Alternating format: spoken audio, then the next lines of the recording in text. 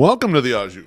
I'm your host, Beef Loaf. This show is being powered by From the 108 and FromThe108.com, where you can get all of our content top to bottom, blogs, podcasts, and videos, including the world-famous Sunday Soak. You can also get all of our merch there as well, including the infamous Wave Sucks and hashtag 108 in Garbs.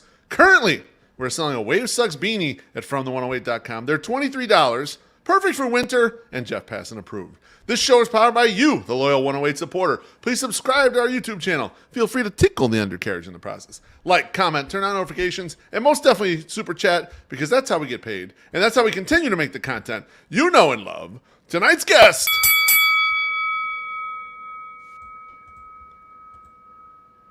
He's the managing editor at FutureSox.net and the co-host of the Future Sox podcast. He's also a Varsity Blues aficionado. James Fox, welcome back to the Au Jus, my friend. Yeah, thanks for having me. When did we talk about that on our show? Right? It wasn't. Yeah, I did it on the Future Sox podcast. I slipped it in. I think that's why Rankin left me, was because of the Varsity Blues talk. Yeah, it was impetus because he was out of sorts. He had never seen it, which to me is shocking. Even though he's a younger guy, like it's on reruns. It's a real prominent sports movie. Yeah, I was going to say. How could you not see the thing? I know. My mom, I don't know if I said this at the time, and people might not have listened, but my mom dropped me and a buddy off to see it back when you could do that. We were in 7th grade. I'm like, oh my God. I had no idea what we were getting ourselves into. Yeah. Baby, what a time to see that movie, too. That's absolutely great. I really want to see it again. She's like, I'm sure. Yeah. It is way up there for me in football movies. And I stop and watch that movie every time it's on. If it's on, I'm in. I'm sticking with it. Yeah, there's a lot of dead guys in that movie.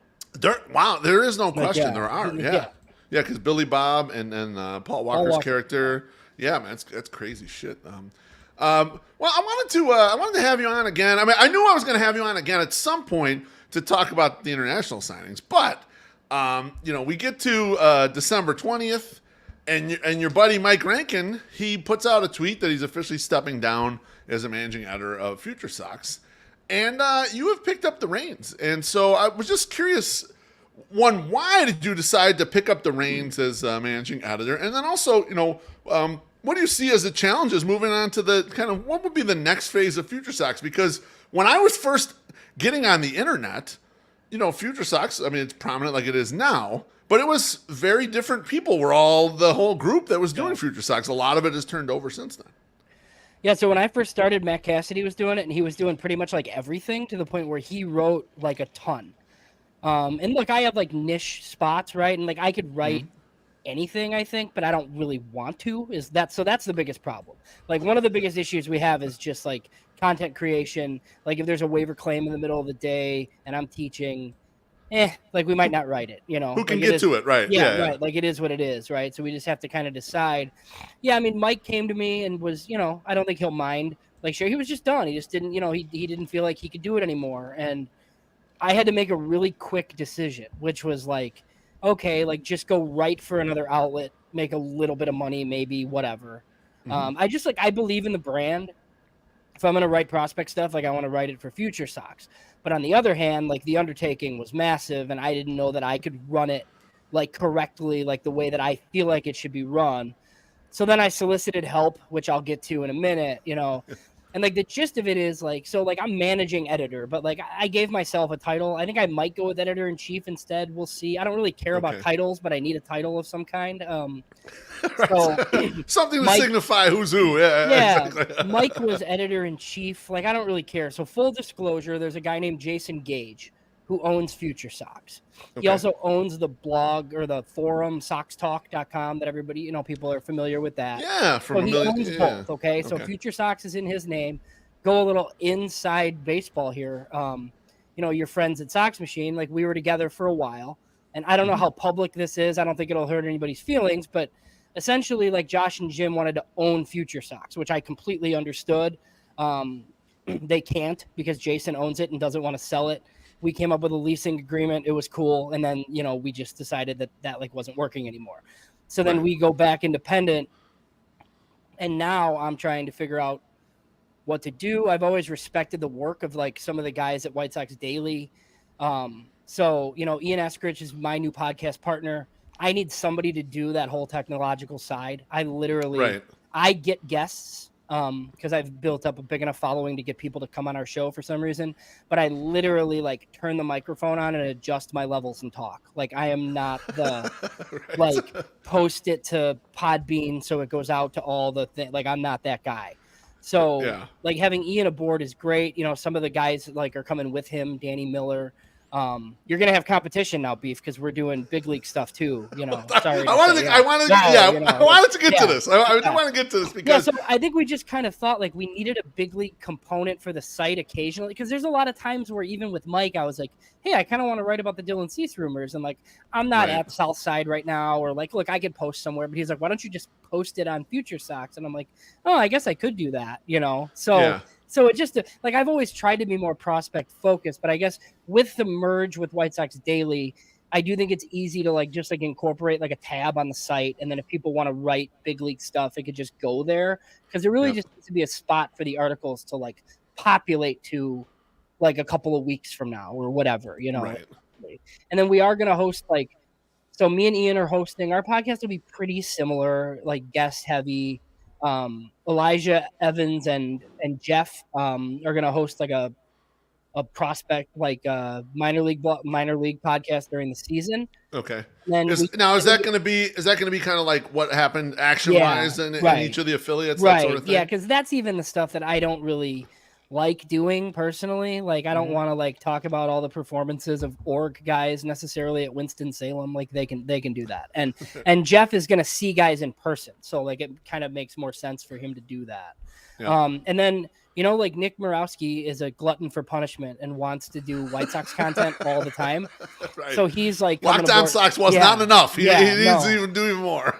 So he's coming aboard to do like a big league thing with Danny Miller. I don't really know exactly what that looks like yet, but that's the gist of it. So like the site will look similar. We'll have top 30 rankings and things along those lines. But I will say, as you guys probably know, like, you know, like we don't get paid a ton of money, obviously, to do this. So we have to like monetize like a little bit just to like kind of even like keep the site running. So that was just to pay expenses. Yeah, like that was my thing. Like it was. That's what people don't realize. Like this stuff costs money. The various things, microphones cost money. Right. Like you know, if you do StreamYard, the subscriptions cost money to do all this shit. Subs to all the various sites to make sure you stay plugged in with what's going on everywhere. It costs shit. Yeah, absolutely. Yeah, so we're gonna give it a go and see what happens.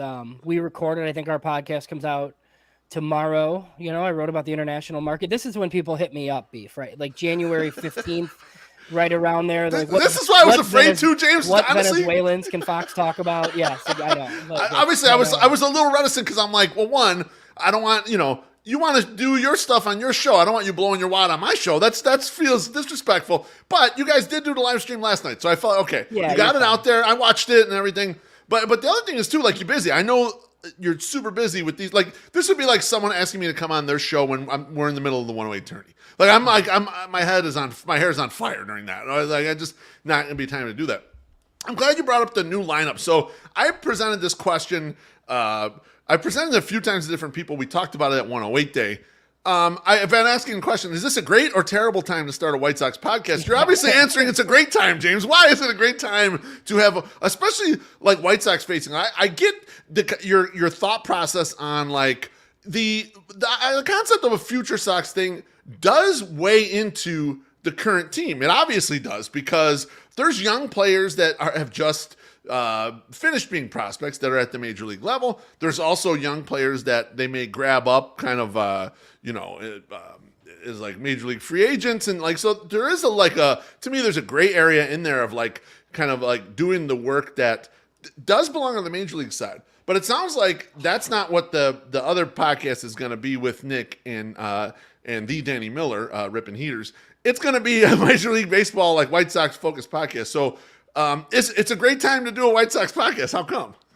I don't know. I mean, so working for me is easy because I basically told them they could do whatever they wanted on the show. You know, I mean, it's just like I don't really care as long as like there's content on the site and I don't have to edit it. Like that would be great. So yeah, we'll see where it goes. I know Nick wanted to keep going, and I know like Danny and Ian were doing it, and Ian, you know, I think like we wanted to incorporate Danny in the site, like for sure, right? But I didn't like Ian. I don't think wanted to do 2 podcasts a week all the time. We were going to do like a rotating guest thing with Danny.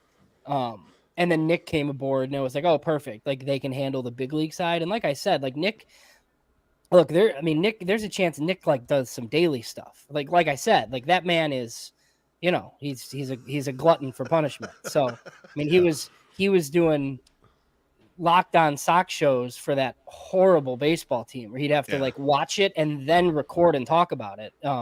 Basically. So yeah. So I just thought that like there wasn't enough prospect content. And I also, to be quite honest with you, thought that I could get more people like to help me if I had like a White Sox, like big league component part of it. I just thought it would be easier to, because I look right away, like I did this. I was like, nope, can't do it. Sorry, Mike. Like I got to call Jason. But then I'm like, well, maybe I can, like, if we do if like people are willing to come help me. And I've always just kind of thought like, and people have asked me this too about White Sox Daily when they're tweeting out highlights from minor league games. I'm like, why can't we do that from the Future Sox account? And that's what it's going to look like. And it's just like Ian has the technological like savvy to be able to do that. Like I don't. So, and I retweet White Sox Daily all the time, but now it'll be like from our feed essentially, which I think is helpful. Yeah, I totally agree. And people ask you why weren't you? Well, Ian's a special talent, and he can not only can he like spend the time, watch that, clip the videos, and get them out there in a timely manner for people can see him. Like, there's a reason why no one else is doing that. It's hard. I mean, it's not an easy thing to get done out there. Let's get to a quick drink here. Drew Bogue says, "Cheers to a great White Sox insider. Much respect, James." So he says, "Thank you." Thanks. Wait till I start talking Bears. Everybody's gonna hate me. So. I'm looking forward to that. That's gonna be later on. So okay, so you assemble kind of a new team, and I like the approach of like, here you go, have more stuff on the site, because you're right. The more times you put the pellet out there, the more times you get people to go to the website, and more times you get them to go to YouTube or however they're ingesting it. Like, I assume with Ian, he's probably doing Twitch as well. I know when I would watch live streams on YouTube, I'd see them pulling up Twitch stuff that I couldn't see because I wasn't looking on Twitch. But like, so the concept there of blasting out everywhere, you do kind of want to make it a regular thing. So that's very much something I would agree with. What would you say, like, now that you're heading into the new chapter of Future Sox, where it's basically a whole different group? I assume some of the people that have been contributing that aren't doing podcasts, like the Sleepy Heralds of the world, will still continue to contribute on the writing side. But like, what's the objective? What's the goal with the new look or the new direction? So, I knew like multiple podcasts a week were going to be a thing like anyway. And since like that is the easiest way for us to like make money, it might be like pocket money for us, but just to like pay people that like go and look at affiliates for us too, right? Like that sort of thing. And then also just like, I told you at the beginning, like I want content on the site and I can't always write. Like I have busy periods throughout the year. Like I'm okay right now, but like when the football season starts, like for high school, like I don't do anything. Like I just like I'm gone. Like I don't even see my family. So I can't really like, justify writing about the struggling September White Sox whenever that is. So to me, like I wanted to keep the brand alive because like I believe in it. Like I read it back then too before I like wrote for it. And I kind of see like a lot of other sites and like, no disrespect, like as I'm about to like shit on somebody else, right? But like I feel like if you're gonna write prospect stuff, like you should write it for us because like it's Future Sox. So so that was like the gist of it. And then it's like once I found out I could get people like Ian and Nick and Danny, it became like a no-brainer essentially. Like Dan Victor's hopping over too, and he like lives in Kannapolis and literally has players living in his home. So he's he's a great resource for if you're gonna do like what we do basically. Yeah, when I found out about this and I found out that it was going to be you and Ian, and I really love the marriage of you two guys, because to me, you're my top two guys that I go to with Sox minor league stuff, and you guys have a little bit different perspectives on things too, which makes it even better. Like the mixture of that, once you guys I did watch the first live stream. I enjoyed it. I thought you guys given too many roses to Marco Patty, but otherwise I really enjoyed the the live stream. But yeah, once you guys get going, I mean, that's going to be like a great mixture of what I thought were my two like go-to brands that were out there for minor leagues for the White Sox. So I'm really looking forward to it, to be honest with you. Yeah, I'm really looking forward to like some of the niche stuff, like the draft. Like obviously, like I love covering the draft, right? Like, Yeah. But Ian does too. So that like I'm curious to see there, like when we get guests on and stuff, and that's interesting. Like I don't know if I said this on my show last night, but like, you know, I have draft guests on. Like I've already listened to all their takes somewhere else, like before we have, you know what I mean? Like Yeah. it's like we have Keith Law on. I've heard every snippet of like that Keith Law's been on or Carlos Collazo's been on. So I like shape the questions that way. I know you guys are professionals here too and do similar, but you know, I just like want to get the listener like as much information as possible. Yeah, absolutely. So, and you know, the other thing is like covering the affiliates. Like I'll tell you, like our AAA Jeff Cohen, right? Yep. Like it dawned on him last year that he was watching a horrible baseball team in Charlotte and he could just drive to Kannapolis or Winston-Salem with his credential. So I think we're gonna do similar this year too, because I think he'd hear us kind of talking about guys, and he's like, "Oh, this Noah Schultz seems interesting. Why don't I just drive there?" And I'm like, "Jeff, that's a fantastic idea." You know, but glad you thought of that, buddy. Yeah. Well, because you know, like people are like doing stuff for free. I'm not going to be like, "Hey, drive to Kannapolis, North Carolina, and like cover this kid." But I mean, you know, I mean, you get a credential, and I'm sure you could find food somehow, like if you're credentialed for free. So yeah, it's, you know, so I think this is like a good time again to like cover prospects, right? Because we have very little to hope for. So, and we might actually be the first ones to break minor league stories now that James Fegan isn't on the White Sox beat. So that's good. Well, it's kind of true. No one really looks. Yeah. But I mean, actually, you know, you're right. Charlotte should actually be more interesting than it's been because there'll be the blob of pitchers will be there, and probably Colson Montgomery. So like, there's going to be stuff there. So yeah, that's interesting. Well, I'm looking forward to it. I'm looking forward to the we'll call it a rebrand. I know I saw the logo was looking a little different and sharp. I changed the logo today. Yeah, well, that looks good. I like it. So Ian is wrestling with Ian has the White Sox Daily Twitter account. Yep. And this is a little inside baseball too. It's like our discussions, right? And he's like, well, I don't know what to do with the account. I'm like, dude, you make that account at Ian Eskridge and you have like a shit ton of followers. That's what you do with it, you know? So it's a megaphone now. Yeah. But he was using like that new Future Sox logo that he like created. So I'm like, yeah, I'm taking that and making it the profile photo for ours. So the site will get like some sort of a rebrand, like our like website designers messing with it, and I want it done for opening day. It'll be, you know, it'll stay the same for a little bit for right now, but it will, you know, because we have to add like some sections to the site, and I want to update the, you know, the bios, like the stuff like about us basically, and that sort of thing. And I'd also like to change some of the players. I think it's like Andrew Vaughn and Michael Kopech or something, I think, are the players at the top of the site. So, you know, little dates, some staying power, maybe some Colson Montgomery, you know. There you go. Get my guy Brian Ramos in there. I love it. Yeah, it'll work. Yeah. All right, I want to move on to the Jan 15th international signing period. Before we get into the White Sox specific players, I was hoping you could give this audience the 2 minutes on what is the international signing period. I know you and I have gone through this a bunch of times, but not in this medium here, and probably not in 108 specifically. So if you could just give a super high level, what is the international signing period, James? So it's really like the Wild West. Like it's seriously insane. So big market clubs roughly have like $7 million or no, like close to $6 million to spend. That's like the White Sox and all the big market teams that, you know. The smallest small market teams have like over $7 million to spend. And look, they agree to deals with kids from Venezuela and the Dominican Republic when they're as young as 13 or 14 years old. And then it gets to be right now when all your money's spent and you've, you know, scouted some kid that you think was going to grow into whatever he grows into. And now like they might be 6'4", 240 pounds or whatever, but that's generally how it goes. But it is like a big function of how organizations get talent. Right. And the White Sox aren't great at it, and we can get into that. But I mean, some of the the better teams that get the big name guys are the same teams pretty much every year. Like the Padres signed Leo Dallas DeVries today and it's $4 million, and the Braves signed a guy for $5 million. So, just different strategical things. Like when you do that, like you do spend pretty much your whole pool on one guy.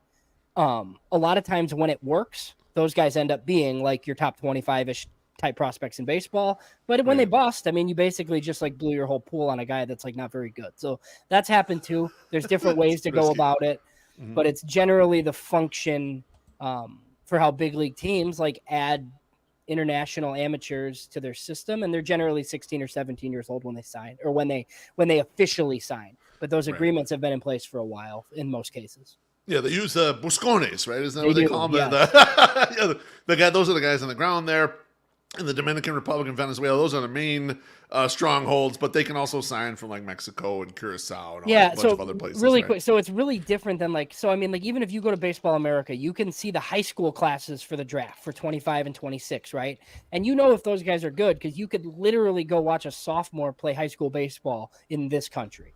Right. But in this market, you sign a Dominican teenager when they're 13 years old, and then they're housed at with some trainer for 2 or 3 years. You have no idea what they're doing. I mean, you're trusting that they're doing baseball stuff, right? But it's not like Ben Badler, the guy that covers that, can go watch them play in games somewhere. They're just hidden. They're hidden away until they sign. The whole thing is really quite insane.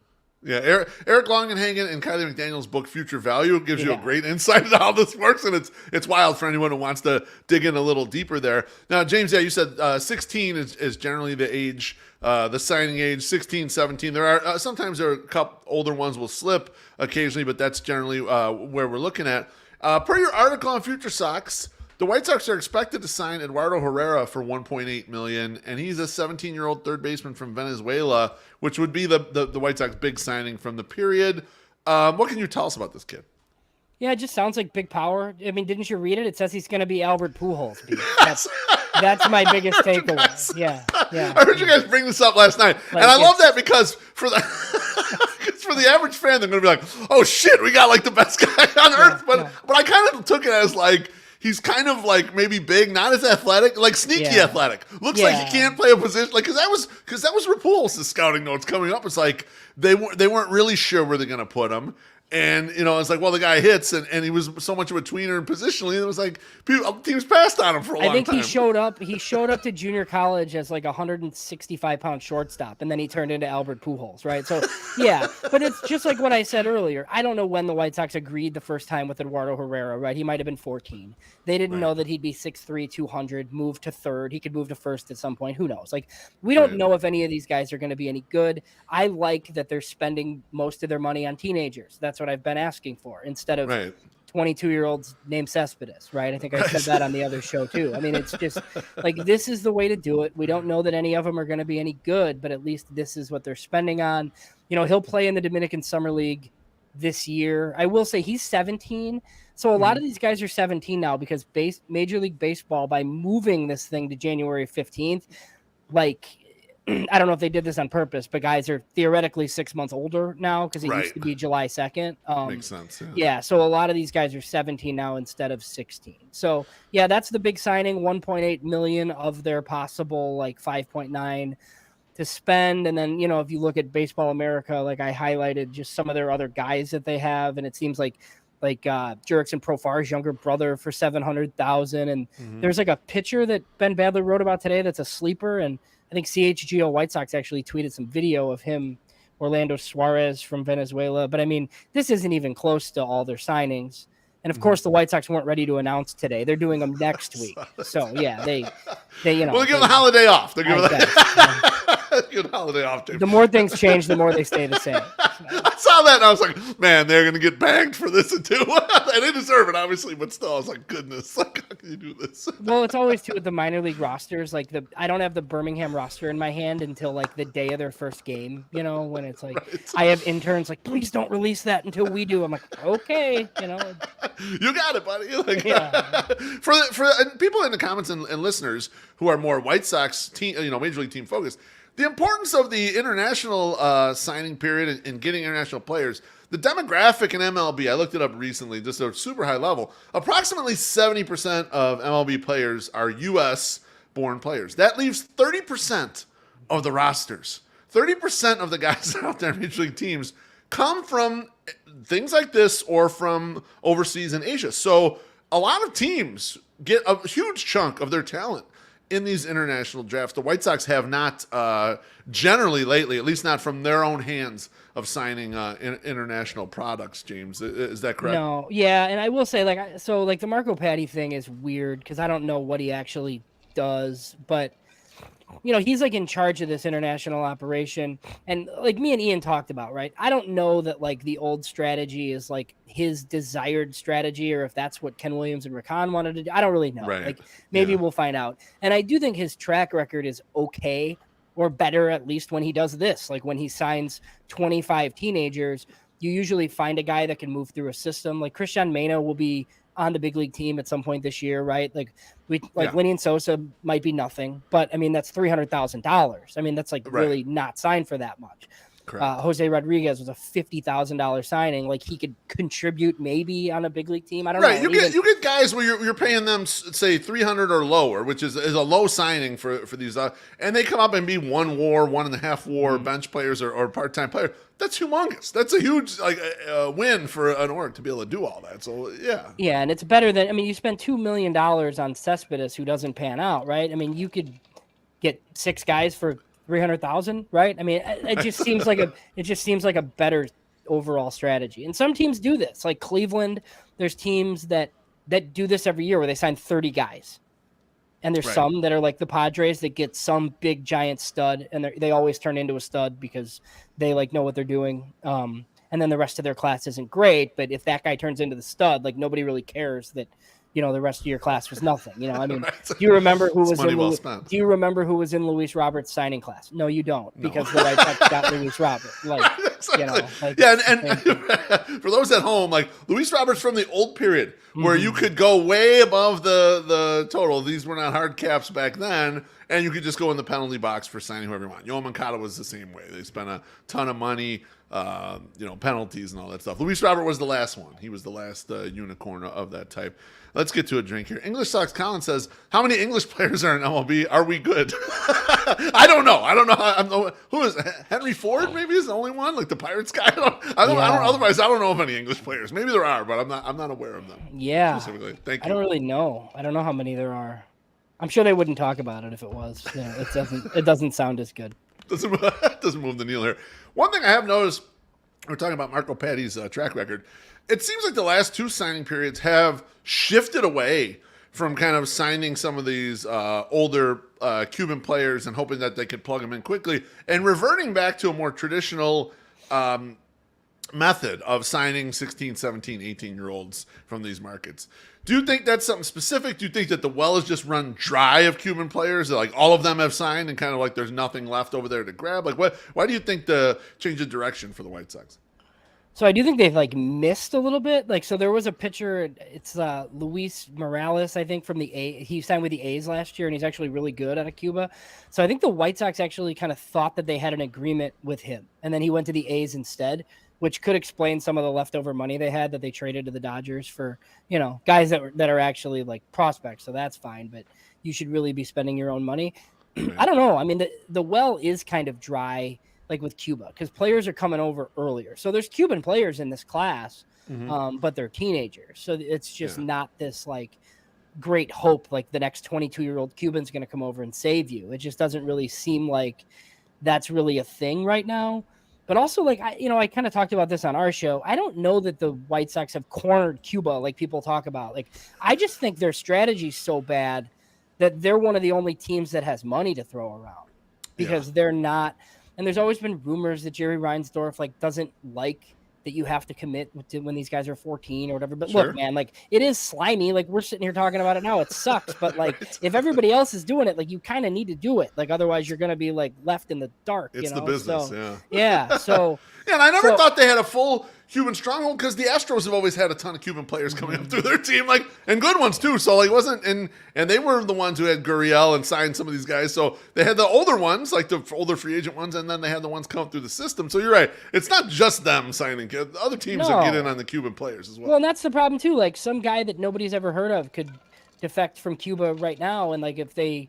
If like he wants $2 million, like everybody's money's tied up, man. Like these teams don't have money. They've agreed to deals 5 years ago with kids, like, and now they don't have any money. And it happens where, like, you have agreements, and then you weren't expecting. So I think I heard the top guy. I think he's a Cuban too, Yandel something or another. He's signing with the Royals for pretty good money. He was supposed to sign with the Padres in this class, but then they lost money because they signed free agents last year.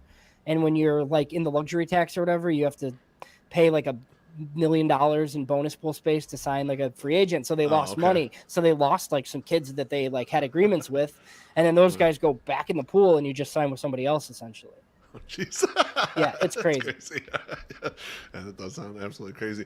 So you mentioned a few other signings here. The White Sox are going to delay their signings for a week, or at least delay announcing. Obviously, you mentioned these agreements have been in place more than likely for a long time.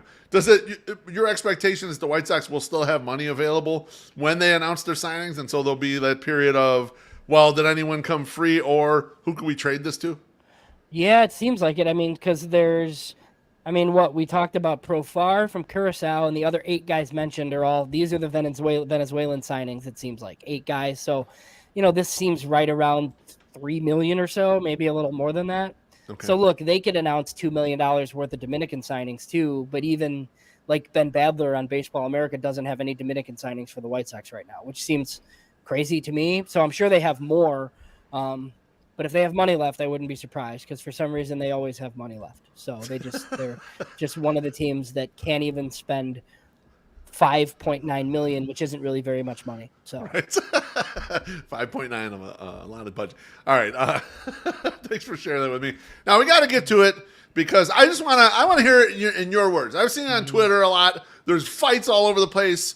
I've been full disclosure. I'm old enough to remember the 85 Bears. I was 7, and I watched that whole season. My parents were big fans. Oh, it's still big fans. They always watch all the games, whatever. But I'm more of a casual Bears fan.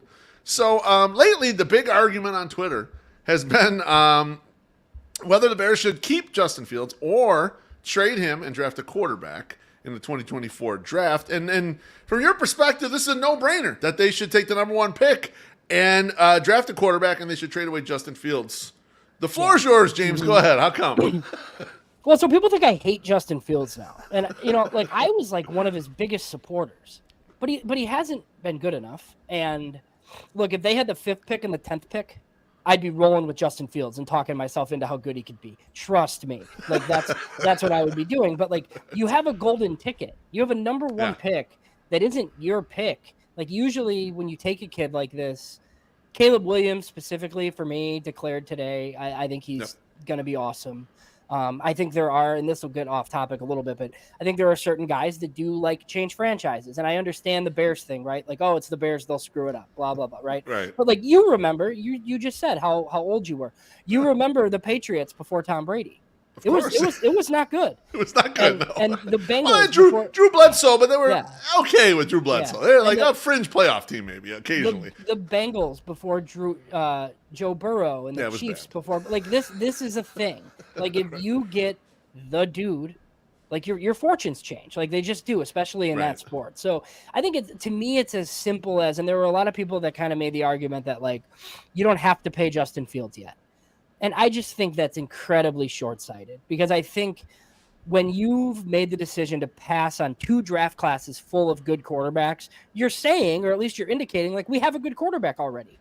Because why would you not take one otherwise? Mm-hmm. So if that's what you're saying, then you better be ready to fork over $200 million for Justin Fields. And he just hasn't been consistent enough to do that. And I think he could go somewhere else and be okay. I think he could be above average. He could be a middle-of-the-pack starting quarterback in the NFL. I think we're going to see Justin Fields for a long time.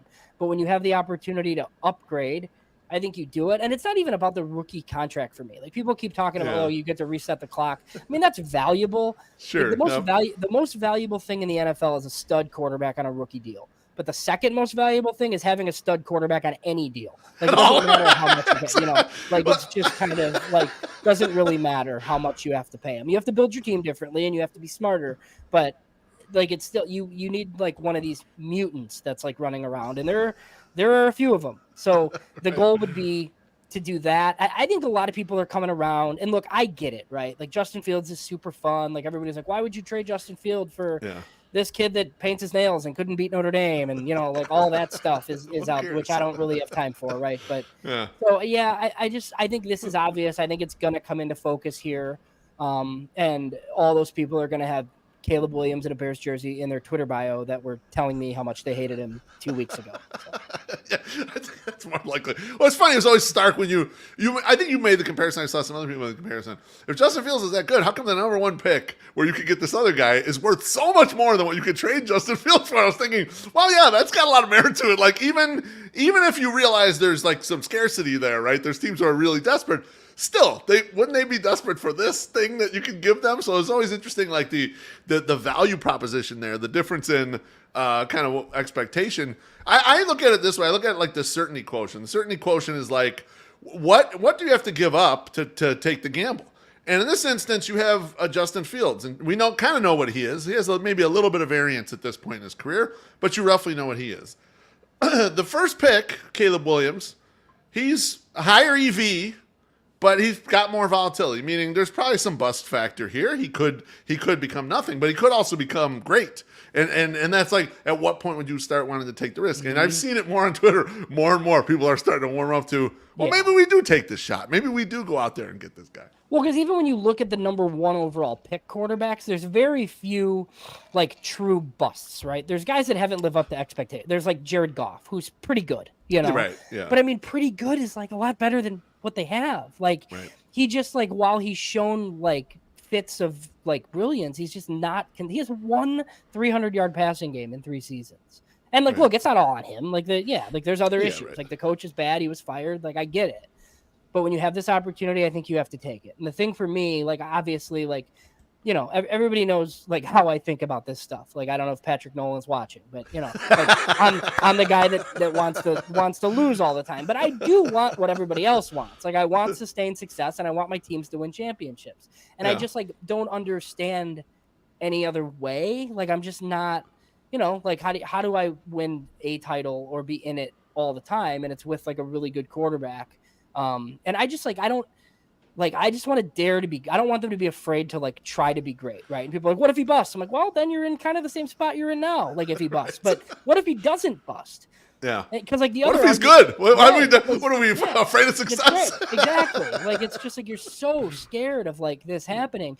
And I get the like, oh, you move back and you take a bunch of other guys. Well, other guys bust too. Like, there's bad left tackles that go in the top 10. Like, there's no guarantee that you're keeping Justin Fields and drafting a receiver and a left tackle, and they're both awesome, and then Fields is going to get better and you're going to be great. Like, there's risk in all of this. So, and if you think like them, right? Like, and look, I don't like, they shouldn't be in like job saving mode necessarily. But I mean, if you take Caleb Williams with the number one pick and he's not as good as like everybody thinks, like, you're not going to get fired for it. Right. If you trade Caleb Williams and he's awesome, so you can keep Justin Fields, and he stays like this, like, you're 100% fired and never like getting another job again, you know? And like, there's the guy that's been on all the time, Josh Lucas, is on like frequently now, where he was like the Bears number 2 under Ryan Pace, and he led the charge on taking Mitch Trubisky. And look, I mean, I appreciate you, like, you going out on the limb and like going for your guy, but he's basically said like that, you know, that's like one of the reasons why he's like not working in the league.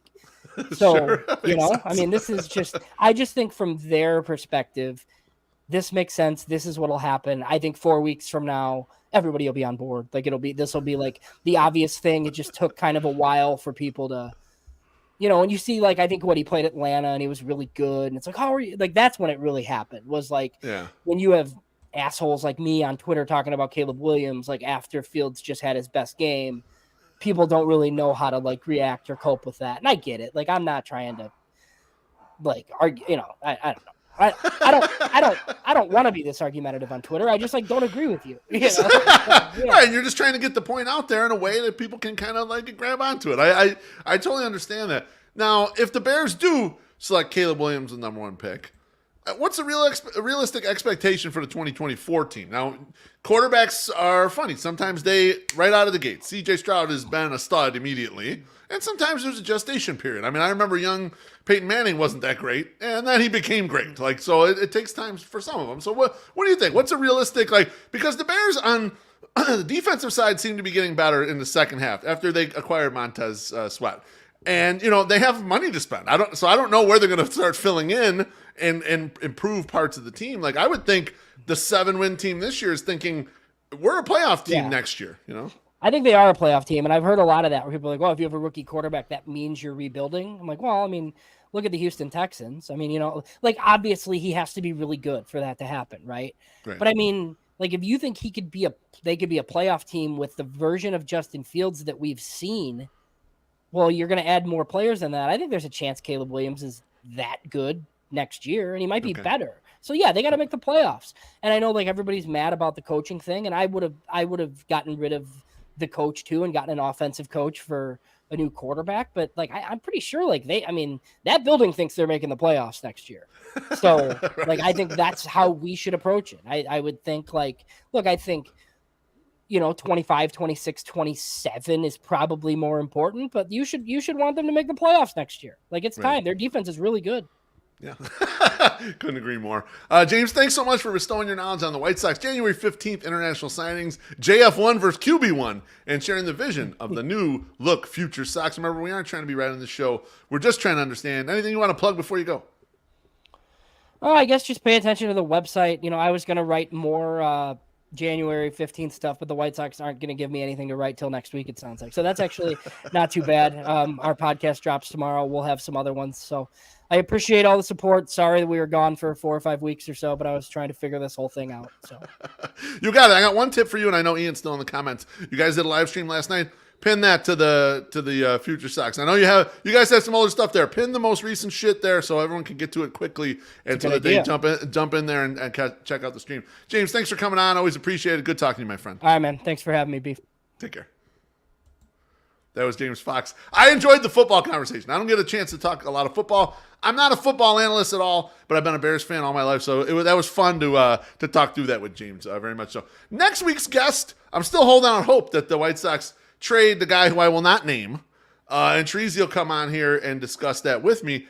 If not, I may have Treasy anyway because we want to do some stat breakdowns and we have some things we can analyze. I want to talk to all of you guys about. So maybe we'll just book Treasy even though he hasn't agreed to it yet. Fuck him. He's got to come on the show next week. Thanks to all the 108 family who's up in the YouTube comments. Appreciate you smashing the like button, comments, and of course, drinks and tips. I love all of you, and we'll see you on Thursday.